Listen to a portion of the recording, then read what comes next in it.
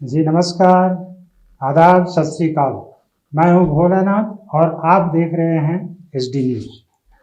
आज का हमारा चर्चा का विषय है पिछले 2 हफ्ते से अधिक समय से, लगभग जो 28 जनवरी से जो शुरू हुई थी सियासी हलचल, एक सियासी नाटकीय घटनाक्रम, उसका आज पटाक्षेप हो गया है। उसी पर हम चर्चा करेंगे कैसे ये नाटकीय घटनाक्रम का आज पटाक्षेप हुआ। आज बिहार विधानसभा को एक नया अध्यक्ष मिल गया है। नए अध्यक्ष हैं नंदकिशोर यादव।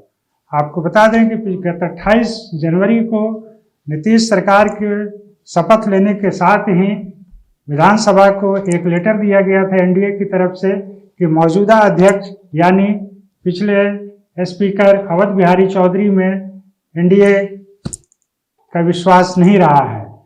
उनके अविश्वास प्रस्ताव को लेकर के अविश्वास प्रस्ताव पर चर्चा के लिए 14 दिनों का समय तय हुआ था, निर्धारित रहता है। तो इसके यह अवधि गत 12 फरवरी को पूरी हो रही थी।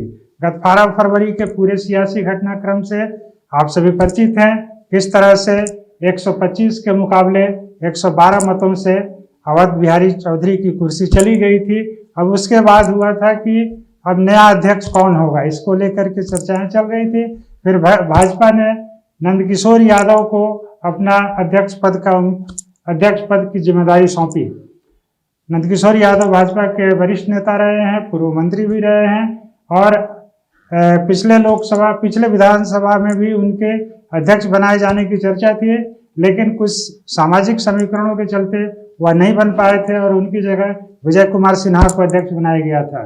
विजय कुमार सिन्हा 22 अगस्त को बने थे और उसके बाद लगभग 2 साल तक वो अध्यक्ष की कुर्सी पर विराजमान रहे। उसके बाद जब सरकार बदली, NDA के जगह महागठबंधन की सरकार आई, तो फिर अध्यक्ष की कुर्सी अवध बिहारी चौधरी के हाथ में गई। तो अवध बिहारी चौधरी का कार्यकाल 12 फरवरी को खत्म हुआ और अब नंदकिशोर यादव इस कुर्सी पर विराजमान हुए हैं।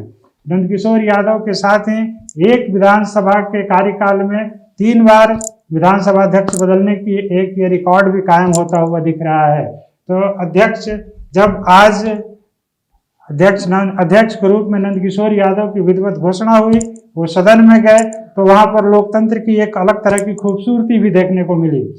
जब सदन के अंदर ही नेता विपक्ष के नाते तेजस्वी प्रसाद यादव, जो राजद के नेता हैं और राजद समेत पूरे महागठबंधन को सदन में लीड करते हैं बिहार विधानसभा में, वो आए और उन्होंने झुक करके नंदकिशोर यादव के पैर छू लिए।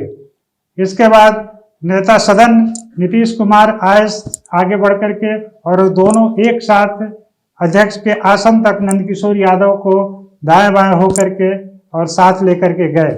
वहां पर दोनों उनको अध्यक्ष के आसन पर बिठाया और इसके साथ ही नंदकिशोर यादव ने अपना कार्यभार संभाला। तो नंदकिशोर यादव के इस कार्यभार संभालने के साथ ही एक पूरे सियासी घटनाक्रम जो कि 28 जनवरी से चला था, उसका पटाक्षेप हो गया। इससे पहले थोड़ा सा हम आपको बता दें कि सदन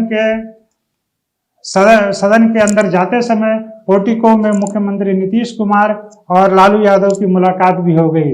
नीतीश कुमार निकल रहे थे सदन की कार्रवाई के बाद, जबकि लालू यादव जा रहे थे अपने उम्मीदवारों के नामांकन को लेकर के, जो कि राज्यसभा के लिए तय किए गए हैं। तो इस दौरान दोनों में अभिवादन का आदान प्रदान भी हुआ। मुख्यमंत्री थोड़ी देर रुक करके लालू से भी बात की और तेजस्वी यादव के भी कंधे पर हाथ दिया। इसके बाद नीतीश कुमार आगे चले गए।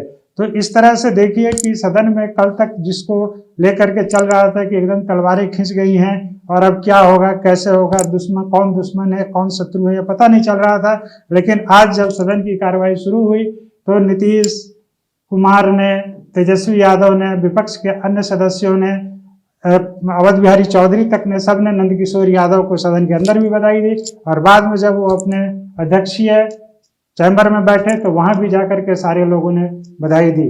तो इसके साथ ही यह पूरा घटनाक्रम आज खत्म हो गया।